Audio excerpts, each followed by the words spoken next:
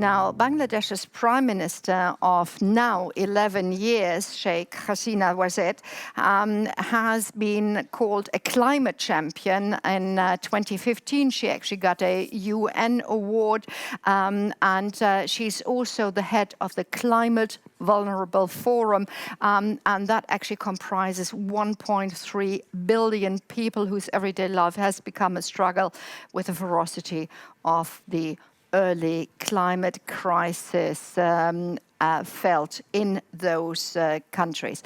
Now, we are very, very happy to have received a keynote statement from the Prime Minister of Bangladesh, Sheikh Hasina. Bismillahirrahmanirrahim. Princess Besma bint Badr, F20 co-chair. King Khalid Foundation, Mr. Klaus Milke, F20 Chair, Excellencies, ladies and gentlemen, Assalamu alaikum and a good evening to you all. It is my great opportunity to speak on behalf of the climate vulnerable countries and highlight their perspective to climate change issues. I would like to thank F20 Foundation for taking the initiatives to discuss the issues of climate and sustainability. Ladies and gentlemen, climate and sustainability, the two issues we are discussing today are mutually dependent. The G20 economy account for around 90% of the gross world product, almost 80% of world trade, two-thirds of the world population, and approximately half of the world land area. So, anything to do with the global climate and sustainability must go through G20 for any satisfactory outcome. G20 has previously shown that jointly they can take many beneficial measures for the benefit of the global community. Dear friends, the climate change is a global problem with cross-border adverse impacts.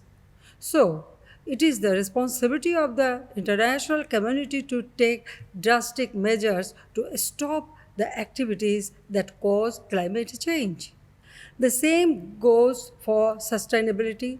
Breakdown of sustainability anywhere will sooner or later result into total disruption of sustainability everywhere.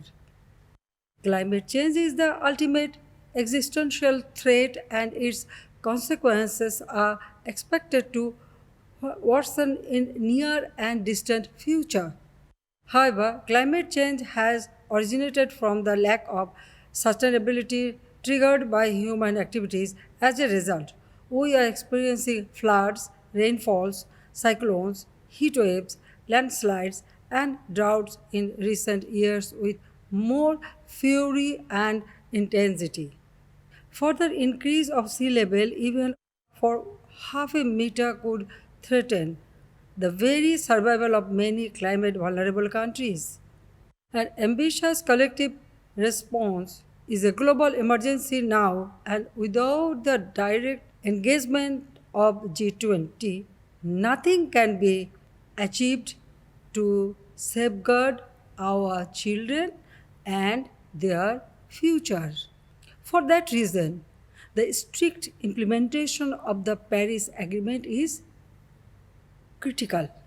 We seek collaboration and support from the international community, especially from the advanced economies, to redefine their production and consumption. We must keep the increase of the global temperature within 1.5 degree centigrade, and the G20 countries being the main emitters should reset their indices accordingly. As a deltic country, Bangladesh is always prone to natural disasters. People here have been living since time immemorial, showing their resilience against natural disasters. Ladies and gentlemen, Bangladesh is also at the forefront in combating the climate-induced disasters through implementing various mitigation and adaptation programs. My government has so far allocated 430 million US dollar from its own resources under Bangladesh Climate Change Trust Fund to implement Bangladesh Climate Change Strategy and Action Plan formulated in 2009.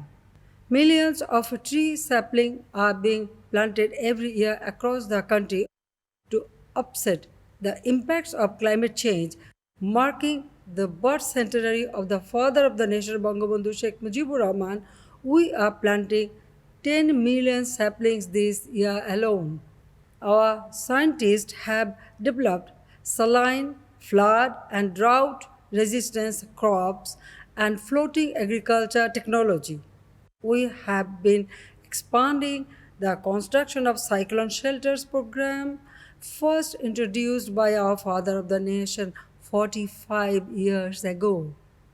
Our government has been spending on an average US dollar 2 billion, 1% of the GDP per year since 2010 for adaptation purpose. Our parliament recently adopted a resolution titled Planetary Emergency, calling upon all other parliaments to declare this essential threat as an emergency for all countries. Excellencies, G20 have greater responsibility to come forward with a stronger commitment to mobilize global support to address the issue of displacement or climate refugees. Peace and security of all will largely depend on how we will be able to manage this forced displacement of innocent people. Nobody knows it better than us, as we have 1.1 million forcibly evicted Rohingyas from Myanmar in Bangladesh. They are causing extensive damage to the environment and nature.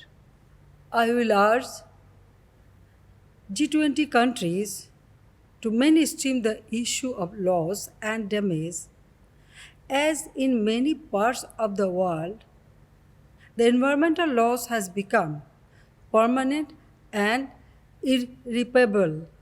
It is disturbing that the global financing mechanism like the Green Climate Fund, GCF, and the Least Developed Countries Fund, LDCF, are severely under-resourced. Dear friends, Bangladesh is now the host of the Global Center on Adaptation's South Asia Regional Office, which will promote adaptation measures. International community, including G20, should come forward to invest in adaptation efforts. We are also the current president of the Climate Vulnerable Forum, CVF. We seek strong support from the international community and G20 to increase adaptation finance for the climate vulnerable countries. Ladies and gentlemen, we are still off track to achieve the SDGs by 2030. COVID-19 pandemic has further slowed us. Under these circumstances, G20 must announce accelerated actions to reinvigorate global economy in the spirit of building back better, and if I may add, greener. Let me conclude highlighting three issues of priority. First, for successful implementation of 2030 agenda, addressing climate change is fundamental, as both have symbiotic relationships with each other. Second, we need greater collaboration from international community for unified, stronger, and green mechanism to tackle the negative impacts of climate change and uphold sustainability. G20 countries have specific roles to play here. And third, Global financing mechanism must be replenished as promised in a true spirit of responsibility sharing and partnership. I once again thank F20 Foundation for inviting me. I also thank everybody for their kind attention. Thank you all. That's, of course, a thank you to Dhaka, to Sheikh Hasina. Klaus. Yes, perhaps Mishari, you allow me to start to give a short comment what we just heard. I think it's absolutely important that at the beginning of this morning we listened to a representative of the most vulnerable states in the world, and even in that format that she is leader of the forum for the V20. And we must be very clear that G20 and V20, there is an interrelation which is really critical and crucial. And the G20 are really obliged to do their homework, that the V20 have a chance to survive and to get solutions for their tremendous problems in their infrastructures all around in these countries, of course, in different manners. Because we have the small island states in the V20, we have African states there with drought and weather extremes, and we have Bangladesh and others with the rising of the sea level. And so this has to be very clear, and I think even philanthropists and foundations should be on the side of the most vulnerable worldwide. And that is our obligation to help that can be done what is really necessary, and what we heard in the report where Sven Teske and the film was talking about. And a huge thank you for this eye-opener we had before, and that gives the ground for what we have to do now. Please, Mishari, perhaps you can add from your side.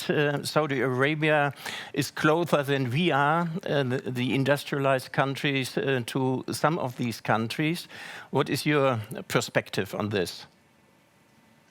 Yeah, thank you, Klaus and Connie, for the comment and introduction. Well, Prime Minister Sheikh Hasina mentioned a few critical points, and just to highlight on some issues of migration and adaptation that were a bit looked at, and we had to reflect on our process of the C20 this year. We had a great representation of the global South countries and the most vulnerable to climate change, and there were a lot of discussion regarding the importance to find synergies and allocate funds to migration and the impact of migration on the societies and as a result of climate, of course. One thing that is interesting that Prime Minister Sheikh Hasina mentioned is the global financing and global funds are under-resourced. And this is critical to look at, most importantly during the current circumstances and the unstable horizon of the economies globally. Yeah, thank you. Thank you, Mishari. And I think with that, we should go on. And by the way, it's of course quite nice to have F20, C20, and we've just had sort of the head of the V20, Vulnerable 20.